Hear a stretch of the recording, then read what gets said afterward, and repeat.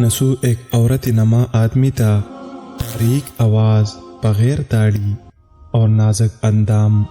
مرد وہ اپنی ظاہری شکل و صورت سے فائدہ اٹھاتے ہوئے زنانہ حمام میں عورتوں کا مساج کرتا اور میل اتارتا تھا۔ کوئی بھی اس کی حقیقت نہیں جانتا تھا، سبھی اسے عورت سمجھتے تھے۔ یہ طریقہ اس کے لیے ذریعہ معاش بھی تھا اور عورتوں کے جسم سے لذت بھی لیتا تھا۔ کئی بار ضمیر کی علامت کرنے پر اس نے اس کام سے توبہ بھی کر لی، لیکن ہمیشہ توبہ توڑتا رہا۔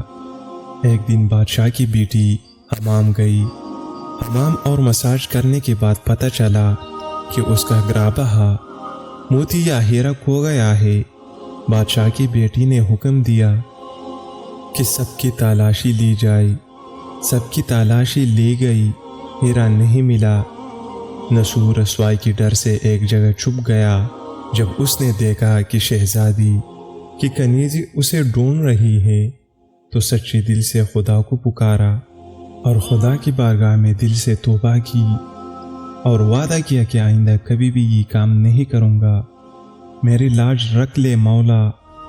دعا مانگ ہی رہا تھا کہ اچانک باہر سے آواز سنائی دی کہ نسو کو چھوڑ دو، ہیرا مل گیا ہے۔ نسو نم آنکھوں سے شہزادی سے رخصت لے کر گھر آ گیا۔ نسو نے قدرت کا کرشمہ دیکھ لیا تھا اور ہمیشہ ہمیشہ کے لیے اس کام سے توبہ کر لی۔ کئی دنوں سے حمام نہ جانے پر ایک دن شہزادی نے بلاوا بھیجا کہ حمام آ کر میرے مساج کرے، لیکن نسو نے بہانہ بنایا کہ میرے ہاتھ میں درد ہے، میں مساج نہیں کر سکتا ہوں۔ نسو نے دیکھا کہ اس شہر میں رہنا اس کے لیے مناسب نہیں ہے۔ سبھی عورتیں اس کو چاہتی ہے اور اس کے ہاتھ سے مساج لینا پسند کرتی ہے۔ جتنا بھی غلط طریقے سے مال کمایا تھا سب غریبوں میں بانٹ دیا اور شہر سے نکل کر کئی میل دور ایک پہاڑی پر ڈیرا ڈال کر اللہ کی عبادت میں مشغول ہو گیا۔ ایک دن اس کی نظر ایک بھینس پر پڑی جو اس کے قریب گھاس چر رہی تھی۔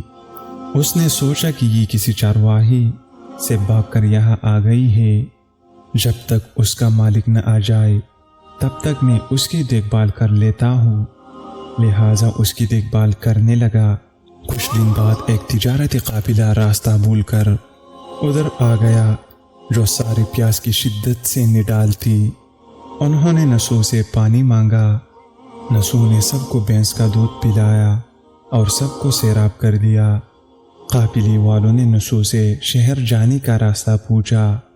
نسو نے ان کو آسان اور نزدیکی راستہ دکھایا۔ نسو کے اخلاق سے متاثر ہو کر تاجروں نے جاتے ہوئے اسے بہت سارا مال بطور تحفہ دیا۔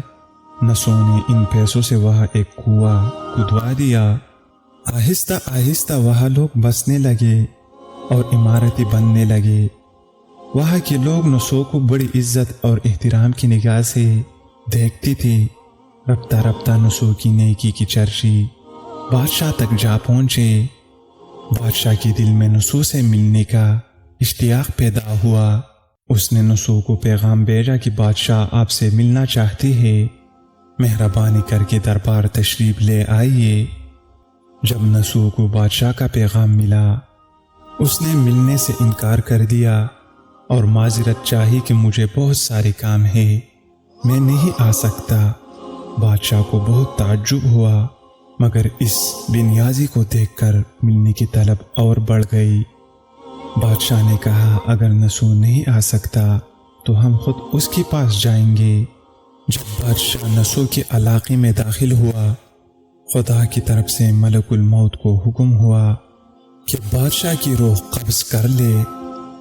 چونکہ بادشاہ بطور عقیدت مند نسو کو ملنے آ رہا تھا اور رعایا بھی نسو کی خوبیوں کی گرویدہ تھی، اس لیے نسو کو بادشاہ کے تخت پر بٹھا دیا گیا۔ نسو نے اپنے ملک میں عدل و انصاف کا نظام قائم کیا۔